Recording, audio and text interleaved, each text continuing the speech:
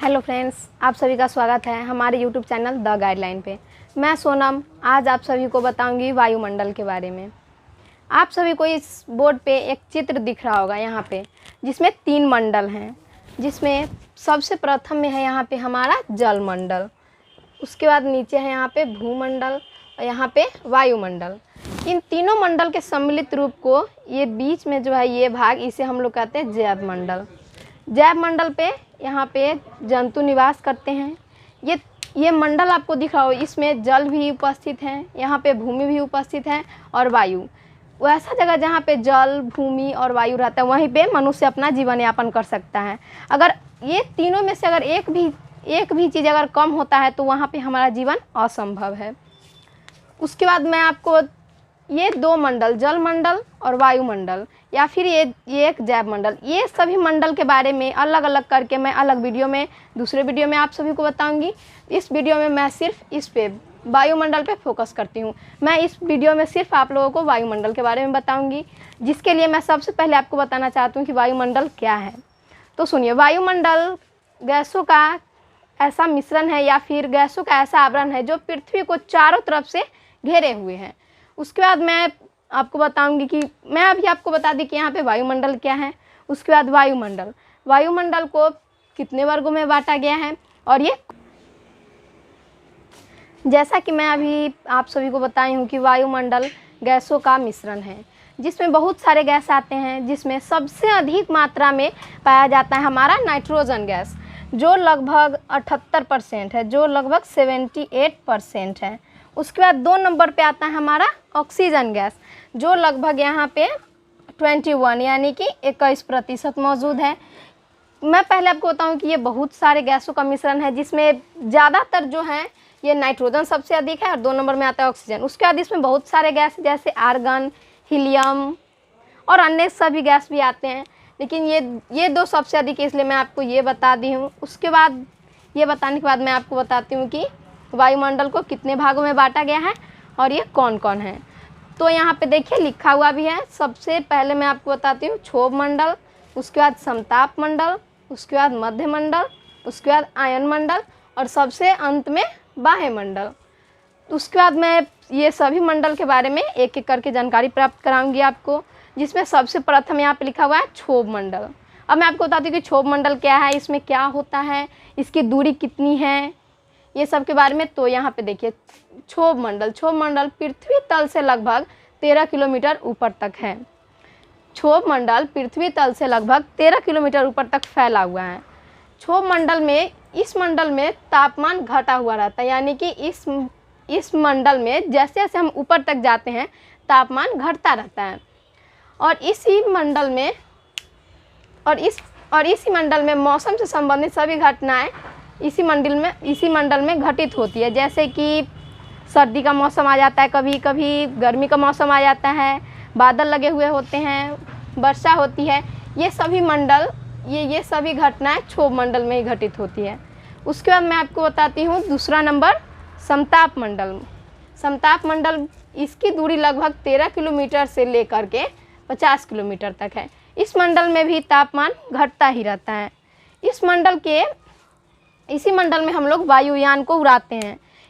इस मंडल में समताप मंडल के नीचे, इसके ऊपर एक ठो परत आता है जिसे हम ओजोन परत कहते हैं। मैं आपको बताऊं कि समताप मंडल में इसमें वायुयान उड़ाए जाते हैं। उसके ऊपर होता है ये ओजोन परत, जिसकी मोटाई लगभग 37 किलोमीटर है। ये ओजोन परत जो है ये ऑक्सीजन गैस का मिश्रण है, जिसका फॉर्मूला होता है यहाँ पे जो लिखा हुआ है O3, यानी कि इस ओजोन लेयर में ऑक्सीजन के 3 अणु उपस्थित होते हैं। उसके बाद हमारा ओजोन परत प्राप्त होता है।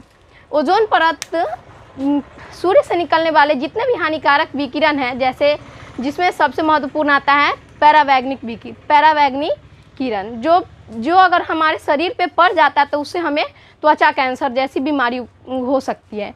और हमें ये जो ओजोन लेयर है हमें इन सभी बीमारी या फिर विकिरण से सुरक्षा प्रदान कराती है, जो इसी ओजोन परत में उपस्थित होता है। उसके बाद मैं आपको बताऊंगी, ये 2 हमारा खत्म हो गया, क्षोभ मंडल और समताप मंडल। और तीसरा हमारा है मध्य मंडल, जिसकी मोटाई लगभग 50 किलोमीटर से लेकर 80 किलोमीटर तक है। उसके बाद है हमारा आयन मंडल। आयन मंडल हमारा लगभग 80 किलोमीटर से लेकर के 400 किलोमीटर तक है।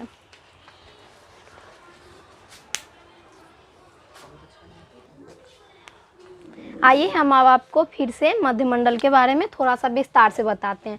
मैं आपको एक बार बता चुकी हूँ कि मध्यमंडल 50 किलोमीटर से लेकर लगभग 80 किलोमीटर तक फैला हुआ है।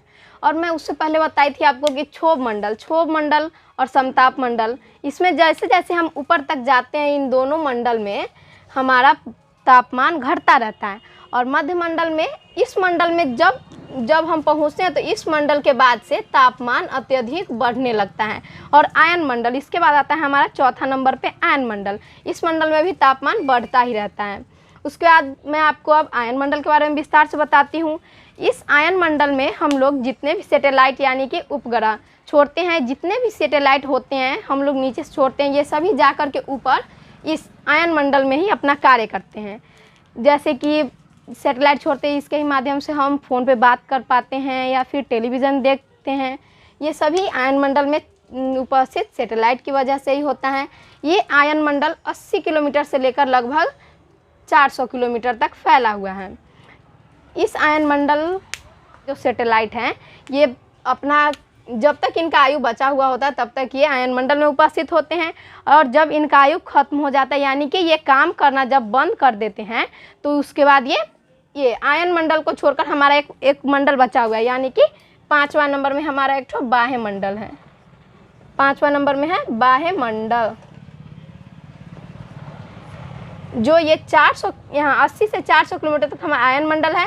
और 400 से ऊपर की जितनी भी दूरियां हैं ये सभी बाह्य मंडल। और हम बाह्य मंडल के बारे में आपको नहीं बता सकते हैं क्योंकि ये अनंत है, इसकी गणना अभी तक नहीं हो पाई है। यानी कि 400 किलोमीटर से ऊपर जितनी भी क्षेत्र हमें मिलती हैं ये सभी बाह्य मंडल हैं। और मैं आपको बता रही थी अभी सैटेलाइट के बारे में, जब सैटेलाइट की आयु समाप्त हो जाती है या फिर ये काम करना बंद कर देता है तो ये जाएगा कहाँ? उसके बाद ये आयन मंडल के बाद ये जाता है हमारा बाह्य मंडल में। अब बाह्य मंडल में जितने भी चीज़ अवशिष्ट जो होते हैं वो सभी बाह्य मंडल में उपस्थित होते हैं।